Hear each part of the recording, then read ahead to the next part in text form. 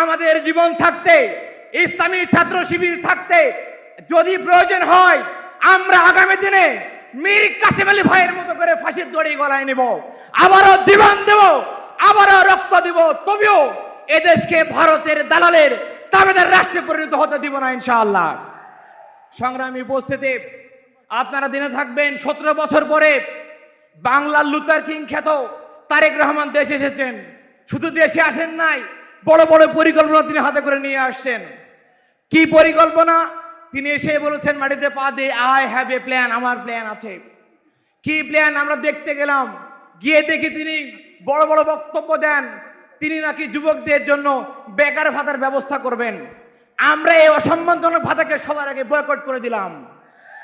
সম্মানিত ভাইরা, পৃথিবীর প্রত্যেক দেশে যুবককে দক্ষ করার জন্য, যোগ্য করার জন্য অনেকগুলো চমৎকার প্ল্যান নিয়ে থাকে। একটি দেশের প্রধান সম্পদ হলো জনসম্পদ।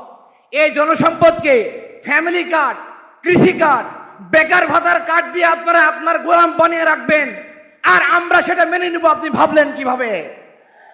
মনে রাখবেন, আমরা কারো দয়া দক্ষিণায় বাঁচতে চাই না, আমরা কারো করুণায় বাঁচতে চাই না। আমরা নিজেরা দক্ষ হয়ে এদেশের বেকার সমস্যার সমাধান করে এদেশের বেকার অভিশাপ থেকে দেশকে মুক্ত করতে আমরা চাই। সংগ্রামী উপস্থিতি, তারেক রহমান হয়তো ভুলে গেছেন আমরা ইবনে সিনার উত্তরসূরি, আমরা আল বেরুনির উত্তরসূরি, আমরা তিতুমীরের উত্তরসূরি, আমরা সুলতান সালাউদ্দিন আইবের উত্তরসূরি। আমরা জ্ঞানে, বিজ্ঞানে, সমরে, কৌশলে পুরো বিশ্বকে নেতৃত্ব দিতে আমরা জানি।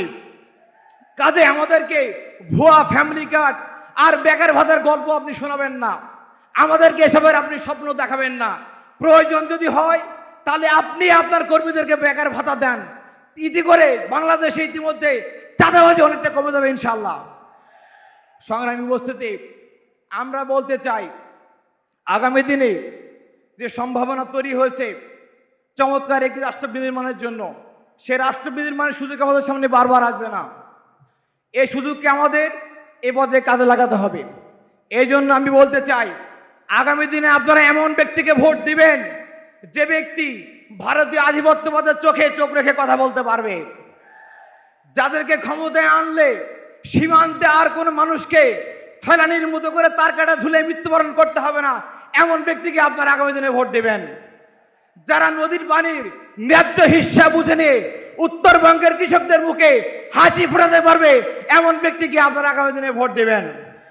আমরা বিএনপিকে বলতে চাই, গর্ভবতী নারীর পেটে লাথি মারা বিএনপির আদর্শ না, মানুষকে পিটিয়ে মারা বিএনপির কোনো আদর্শ না, ভারতের দালালি করা বিএনপির কোনো আদর্শ না। আমরা দেখেছি বেগম জিয়া বিগত 17 বছর গণতন্ত্রের জন্য, মানুষের ভোটের জন্য আন্দোলন করেছেন। আর তারেক রহমান বাংলার লুথার কিং দেশে এসেই তিনি আমাদের ছাত্র সংসদকে বন্ধ করে দিয়েছেন। কাজে আগের বিএনপি আর এখনকার বিএনপি নাই। বিএনপির নামে, তারেক রহমান নামে আপনারা হাটে কলা বেচতে পারবেন না, সেই দিন শেষ। সংগ্রামী উপস্থিতি, শেষ করতে চাই এইভাবে, আমরা দেখেছি আমাদের শহীদরা স্বপ্ন দেখতেন একটি সম্প্রীতির বাংলাদেশ, একটি বৈষম্যহীন বাংলাদেশ তৈরি করার জন্য। মনে রাখতে হবে আগামী 100 বছরে এদেশ কোন পথে চলবে, কতটুকু ভালো থাকবে তা নির্ভর করছে আগামী দিনের সংসদে কারা যাচ্ছে এবং কারা সরকার গঠন করছে। কাজেই যারা জুলাই অভ্যুত্থানকে মানে না, যারা জুলাই সংস্কার চায় না, যারা জুলাই সনদ চায় না, এদেরকে আমাদেরকে বয়কট করতে হবে।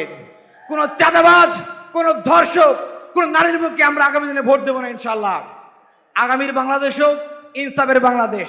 শেষ কথা হলো, আরমান ভাই শুধুমাত্র 11 দলীয় জোটের প্রার্থী নয়, আরমান ভাই শুধুমাত্র দাড়িপাল্লার কোনো প্রার্থী নয়। আরমান ভাই ইসলামী ছাত্র শিবিরের সাবেক সদস্য।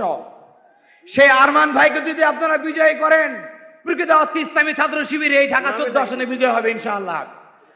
যদি আপনারা ওনাকে বিজয় করতে পারেন, আমরা বিশ্বাস করি আরমান ভাই আপনাদের ভোটের সম্মান রক্ষা করে এই জনপদের মানুষদেরকে একটি সুন্দর শহর উপহার দিতে পারবে ইনশাআল্লাহ। আগামীর বাংলাদেশ হোক ইনসাফের বাংলাদেশ, আগামীর বাংলাদেশ হোক মানবতার বাংলাদেশ। বাংলাদেশ জিন্দাবাদ, ইসলামী ছাত্র শিবির জিন্দাবাদ। আল্লাহ হাফেজ। এবং সার্বভৌমত্বে রক্ষা করার জন্য এদেশের তরুণ ছাত্র সমাজ 2 হাত প্রসারিত করে স্বৈরাচারের বন্দুকের গুলির সামনে বুক চেতিয়ে দাঁড়িয়ে রক্ত দিয়ে জীবন দিয়ে প্রমাণ করেছে আগামী দিনে বাংলাদেশে কোনো স্বৈরাচার, কোনো আধিপত্যবাদকে আমরা মেনে নেব না ইনশাআল্লাহ। সংগ্রামী উপস্থিতি, ভারত সরকার নতুন করে এদেশে আবার বিপুল পরিমাণে অর্থ বিনিময়ে একটি দালাল দলকে নিয়োগ করেছে। আপনারা দেখে থাকবেন, ভারতীয় অসংখ্য গণমাধ্যমে নিউজ হয়েছে, খবর প্রকাশ হয়েছে যে তারেক রহমান কয়েকটি শর্ত মেনে নিয়ে মুসলেকা দিয়ে বাংলাদেশে এসেছে। এত বড় একটা অভিযোগ বিএনপিকে দেওয়া হলো, বিএনপির পক্ষ থেকে অথবা তারেক রহমানের পক্ষ থেকে অফিসিয়ালি কোনো প্রকার বিরোধিতা করা হয় নাই। তাহলে এটাই প্রমাণ করে সন্দেহ থাকে না, আওয়ামী লীগের পরিবর্তে বর্তমানে ভারত বিএনপিকে ভারতের দালাল হিসাবে দেশে নিয়োগ প্রদান করেছে। সংগ্রামী উপস্থিতি, আমরা বলতে চাই